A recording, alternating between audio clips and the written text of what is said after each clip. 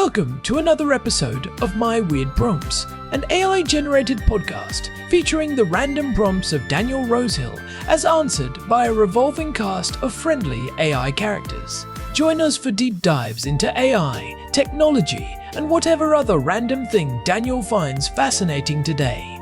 Subscribe on Spotify or your favorite podcatcher. Now, today's episode.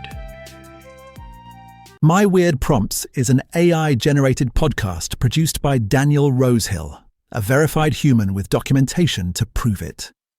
While every effort is made to ensure our AI hosts draw from credible sources and run on cutting-edge models, they do occasionally make things up with alarming confidence. As with everything in life, and especially this podcast, treat all claims as spurious until confirmed to be not. Daniel, Herman and Korn accept no responsibility for any decisions made based on the confident ramblings of our artificial presenters. Now, today's episode. Hey, Herman and Korn. So, what's great about the two of you is that we can talk about the big stuff in life and the small stuff in life. So we've had some good, very, far-reaching discussions about the AI and AI towns. And I'd like to go back to, get back to the surface level on this one. So I have a home inventory system, which is not a common thing to have. It usually means you have far too many things, but humans are resistant to throwing out stuff, so sometimes we just create elaborate technology systems instead. So that's the path that I went down. I use a home inventory system that was real audience laughter. I use a open source tool called HomeBox, and it's truly one of the best pieces of open source software that I've come across. It's a fantastic tool, and it's up there on GitHub for anyone who wants to deploy it and also get your stuff in order. It works really well.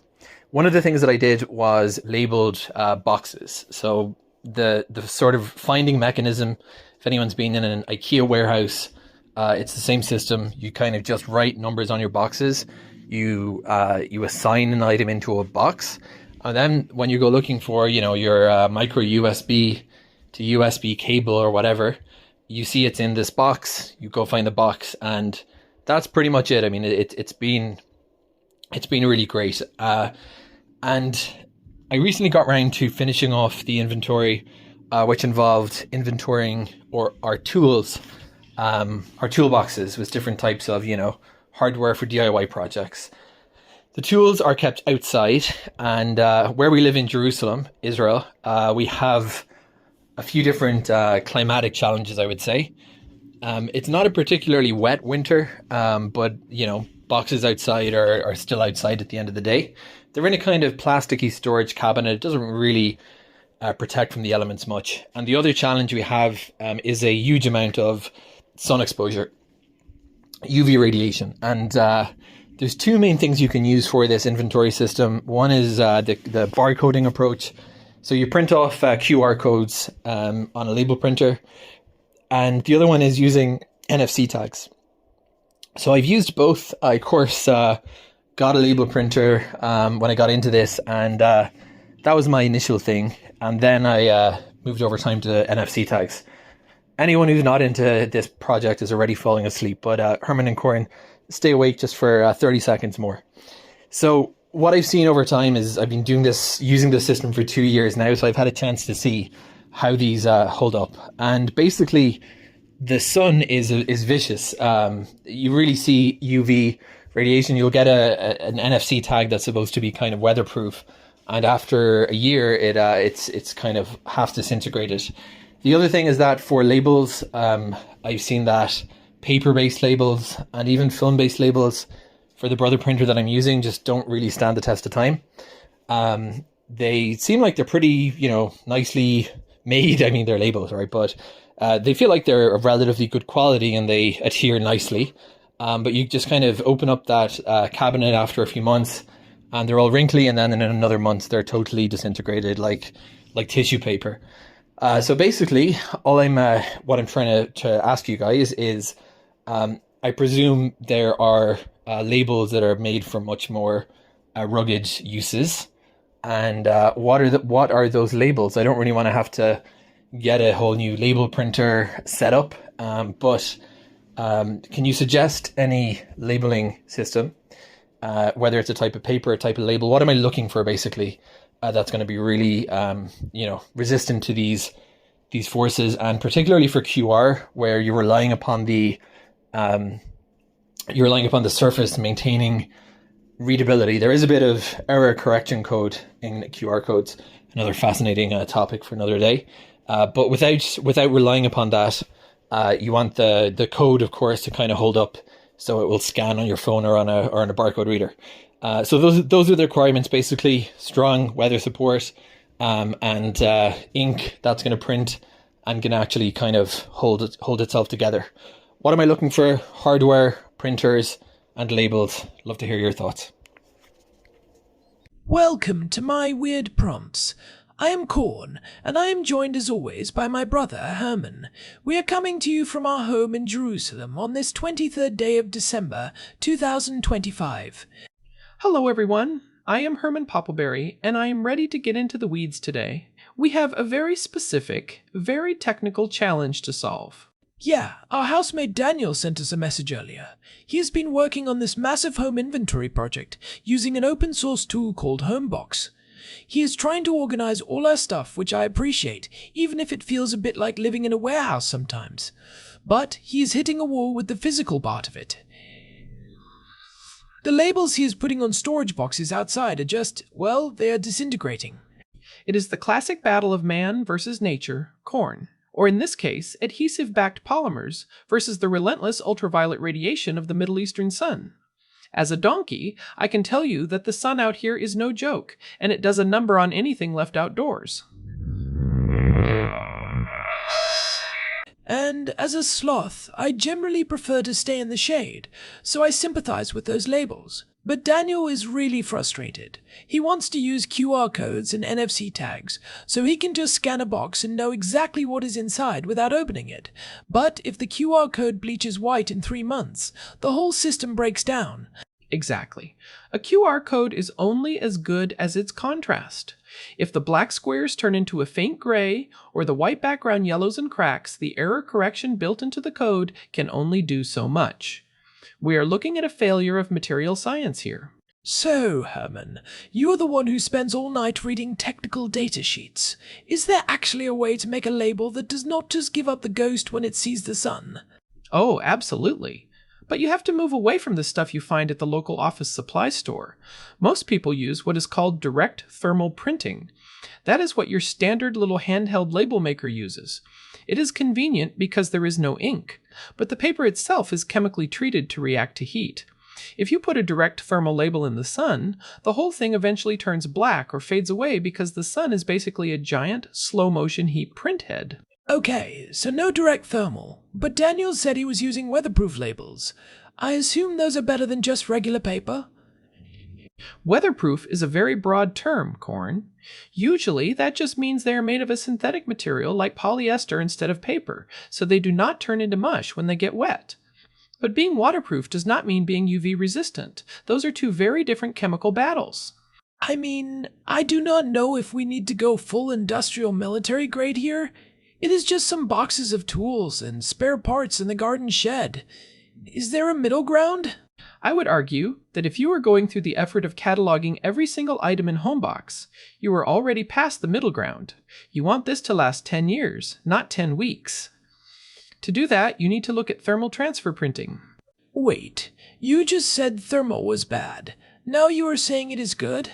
No, pay attention. Direct thermal is bad for outdoors. Thermal transfer is different. In thermal transfer, the printer uses a heated ribbon to melt a wax or resin-based ink onto the label surface. It is like a permanent bond. If you use a high-quality resin ribbon on a polyester label, that ink is almost impossible to scratch off, and it is much more resistant to chemicals and UV light. That sounds expensive. Do we really want Daniel spending hundreds of dollars on a specialized printer just to label a box of old power cords? Well, hold on, it is not as expensive as you think. You can get used industrial-grade desktop printers for a reasonable price. But even if you do not want new hardware, the material choice is the biggest factor. You need labels specifically rated for outdoor use. Look for materials like silver or white polyester with a high-tack adhesive. Some brands even offer a clear laminate overlay you can stick on top of the label after it is printed. That acts like a sunscreen for the ink. I am not so sure about that. Adding an extra layer of plastic seems like it just gives the sun another thing to peel off. I have seen those clear stickers turn yellow and start curling at the edges within a month. Then the whole label looks even worse. That is because people use cheap laminates. You need a UV-stable overlaminate. It is the same stuff they use on outdoor signage or car wraps. If you do it right, it seals the ink away from oxygen and moisture while blocking the specific wavelengths of light that break down the pigment. Okay, but what about the QR code specifically? Daniel mentioned the readability. If the label's surface gets textured or bubbly from the heat, the scanner on a phone is going to have a hard time, right? That is a fair point. If the substrate shrinks or expands at a different rate than the adhesive, you get that orange peel effect. That is why, for really rugged applications, some people move away from stickers entirely and go to metal tags. Metal tags? Like for cows? More like for industrial valves or telephone poles. You can get anodized aluminum tags that are laser etched with a QR code. Since the code is actually etched into the metal or the oxide layer, there is no ink to fade. It will literally last decades. Herman, that is definitely overkill. We are talking about a home inventory, not a deep-sea oil rig. I can already see Daniel's face if we tell him he needs a laser engraver. He just wants to know what box the extra light bulbs are in. You asked for rugged, Corn. I am giving you rugged. But fine, let us stick to things that are actually practical for a house in Jerusalem. Let's take a quick break, and when we come back, I will give you a list of hardware and materials that won't require a second mortgage. Good idea. Let's take a quick break for our sponsors. Are you tired of your neighbors looking into your yard and seeing things? Just things? Are you sick of the sun shining on your property without your express written permission? Introducing the Solar Shield 5000. It is a revolutionary patented aerosol spray that creates a localized, semi-permeable atmospheric distortion field right where you want it.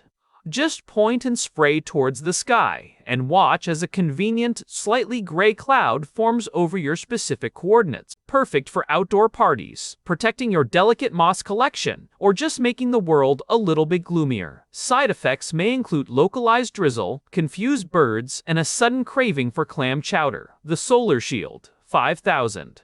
Because the sun has had it too good for too long. Buy now. All right, thanks, Larry. I think I will stick to my umbrella personally. Anyway, back to Daniel's disappearing labels. Herman, you were about to give us the realistic version of a rugged labeling system. Right. So, if we are staying within the realm of what a normal person can do at home, there are three main components we need to talk about: the printer, the label stock, and the ink. Let's start with the printer. Daniel has a standard label maker right now. Does he have to throw it away? Probably. If it is one of those tiny handheld units that takes the little cassettes, those are almost always direct thermal. They are great for labeling spice jars in the kitchen, but they are the first thing to fail outside. If he wants to do this right, he should look for a desktop thermal transfer printer. Brands like Zebra or Brother make entry-level models that can handle both direct thermal and thermal transfer. The key is that it needs to have a spot for a ribbon. Okay, so a thermal transfer printer. What about the labels themselves? You mentioned polyester earlier. Yes, polyester is the gold standard for this. Specifically, you want a top-coated polyester. The top coat is a microscopic layer that helps the ink from the ribbon bond to the plastic. If you use a plain plastic label without a top coat, the ink might just smear off. For our climate in Jerusalem, I would recommend a silver or metallized polyester. The silver color actually reflects some of the heat away from the adhesive, which helps it stay stuck longer. That makes sense. But what about the ink? You mentioned wax and resin. Which one is better for the sun? Resin, hands down. Wax ribbons are cheap and they look great, but they are soft.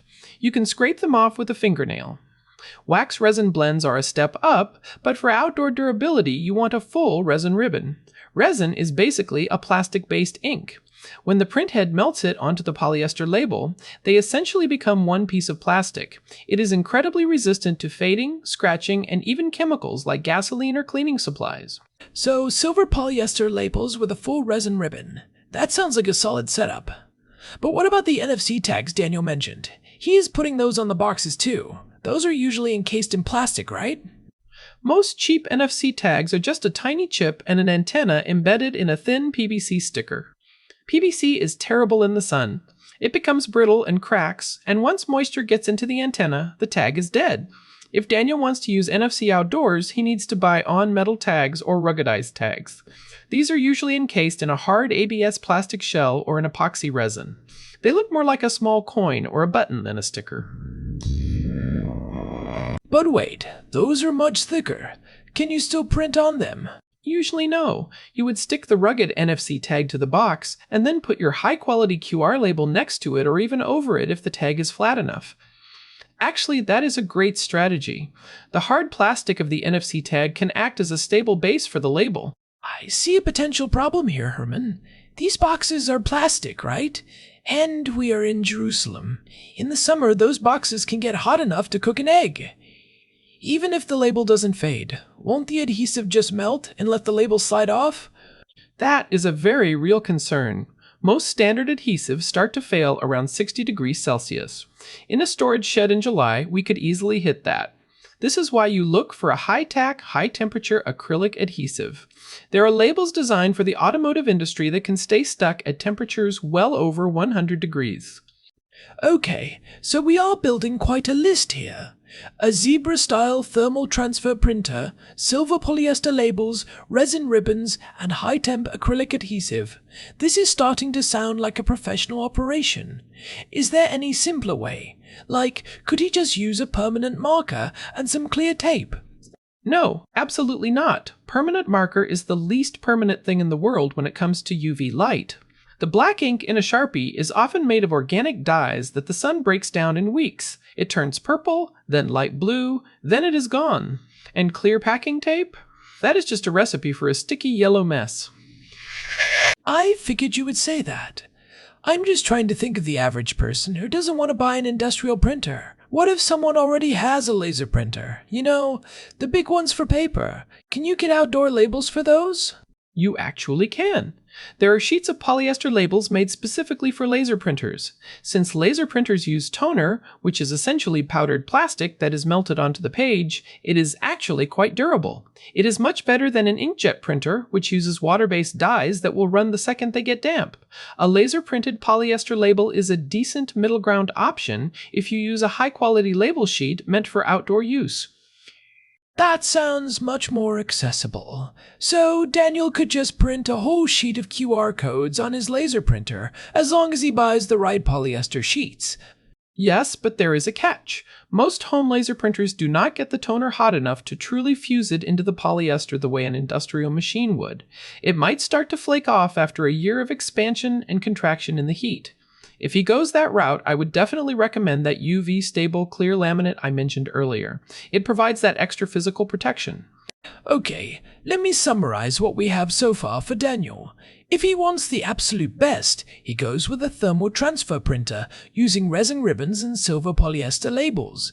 If he wants to use what he has, he gets outdoor-rated polyester sheets for his laser printer and adds a UV-resistant clear coat or laminate. Exactly. And for the NFC part, skip the stickers and buy the hard shell epoxy-coated tags. They usually have a hole in the middle so you can even screw them or rivet them to the box if the adhesive fails.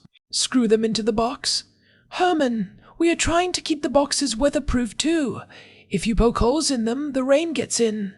Use a tiny bit of silicone sealant, Corn. Honestly, you have to think about the whole system. I am thinking about the system. I am thinking about the fact that Daniel is going to be out there in the heat trying to scan these things. Here is a question. What about the color of the QR code itself? Does it have to be black? For a scanner, contrast is everything. Black on white or black on silver is best. Some people try to get fancy with colors, but red and yellow pigments fade the fastest in the sun. Carbon black, which is what is in most high-quality resin ribbons and toners, is actually very stable. It is basically just elemental carbon. The sun can't really break that down any further. That is actually a really cool fact. So the blacker the ink, the more likely it is to survive because it is already at its most basic form. In the case of carbon black, yes. It is one of the oldest pigments known to man, and for good reason. Okay, let us talk about the practical steps for someone setting this up. If Daniel gets all this gear, how should he actually apply the labels to make sure they stay? I imagine just slapping them on a dusty box isn't going to work. You are right. Surface preparation is 80% of the battle. Most of these storage boxes are made of polypropylene or polyethylene. These are what we call low surface energy plastics. They are naturally slippery. Adhesives hate them. Like a non-stick pan. Precisely. To get a good bond, you need to clean the surface with isopropyl alcohol first. Not just a quick wipe, but a real scrub to get the mold release agents and dust off. And if the box has a textured surface, the label only touches the high points, which means you only have about 50% of the adhesive actually working. So he should look for a smooth spot on the box, or maybe sand it down. Sanding can help, but it can also create more dust. The best thing is to find a smooth area or use a label with a very thick, aggressive adhesive designed for textured plastics. Some companies make what they call high bond labels specifically for this. This is a lot of work, Herman. Do you think it is actually worth it for a home inventory? Well, look at it this way. Daniel is spending hours, maybe days, entering data into HomeBox. He is taking photos, writing descriptions, and organizing everything. If the physical link to that data, the label fails, all that digital work becomes much harder to access. You end up having to open every box anyway to find the one you want. In my opinion, if you are going to do a project this big, you do it once and you do it right. I guess so. It just feels like we are turning our backyard into a logistics center. But I suppose it beats having to dig through 5 boxes of old holiday decorations just to find a screwdriver. Exactly. Efficiency is its own reward, and there is something very satisfying about a label that still looks brand new after a year in the sun. It shows you outsmarted the elements. Okay, I think we have covered the hardware and the materials. Let's talk about the software side for a second. Daniel is using HomeBox, which is great. Is there anything he should do differently with the QR codes themselves to make them more durable? Yes, this is a great point. QR codes have different levels of error correction. There are 4 levels, L, M, Q, and H. Level H, or high, can recover up to 30% of the data if the code is damaged or obscured. 30%? So you could literally rip a third of the label off and it would still scan. Theoretically, yes. For outdoor labels, you should always generate your QR codes with the highest level of error correction possible. It makes the code look a bit more complex, with more little squares, but it gives you a huge safety margin if the label starts to fade or gets a scratch. That is a great tip. It costs nothing to do that. It's just a setting in the software. Exactly. Also, keep the QR code as large as is practical. The larger the individual pixels or modules in the code, the easier it is for a phone camera to distinguish them, even if the contrast has dropped a bit. So, big, high-correction QR codes on silver polyester with resin ink on a clean, smooth surface. Now you are thinking like a poppleberry, corn. I am not sure if that is a compliment or a warning, but I will take it. What about the NFC tags? Any tips for those specifically? Just make sure they are NTAG 213 or 216 compatible. Those are the most universal and work with almost every smartphone. And again, get the ones in the hard plastic shells. If you can find the ones that are rated IP68, that means they are fully waterproof and dustproof. You can literally submerge them in water and they will still work. I don't think our garden shed gets that wet, but it's good to know. So, what are the top 3 things Daniel should go buy right now? 1. A roll of silver polyester labels with high-tack acrylic adhesive. 2. A full resin thermal transfer ribbon. 3. A pack of hard shell, epoxy-coated NFC tags. If he starts with those, he's already ahead of 99% of people doing this. And if he doesn't want to buy a new printer? Then he gets the laser printable polyester sheets and a can of UV-resistant clear coat spray from a craft store. It's not as good as the resin ribbon, but it's a massive upgrade from what he's doing now. Perfect. I think Daniel will be happy with that. Or at least, he'll have a lot of shopping to do. It's funny, we started this talking about a simple home inventory and ended up discussing industrial materials science. That is the beauty of these prompts, Corn. Everything is more complicated than it looks on the surface, especially when the sun is involved. True, well, I think that just about wraps up our deep dive into the world of rocket labeling. I hope this helps Daniel and anyone else out there trying to keep their lives organized in harsh conditions. Just remember, the sun is trying to destroy your work. Do not let it win. Spoken like a true donkey. Thanks for the expertise, Herman. And thanks to Daniel for the prompt that got us here. If you want to hear more of our deep dives or want to send us a prompt of your own, you can find us at myweirdprompts.com. We have an RSS feed for subscribers and a contact form if you want to get in touch. We are also available on Spotify and all the other major podcast platforms. We love hearing from you, even if your questions are about things as mundane as labels. Because, as we saw today, nothing is truly mundane if you look close enough. Well said. I'm going to go find a nice shady spot to think about all that carbon black. Until next time, I'm Corn. And I am Herman Poppleberry. And this has been My Weird Prompts. See you later. Thanks for listening to another episode of My Weird Prompts, an AI-generated podcast featuring Daniel Rosehill's AI prompts, as answered by a revolving cast of friendly AI characters including me, Cornelius the Sloth. Subscribe on Spotify or visit myweirdprompts.com.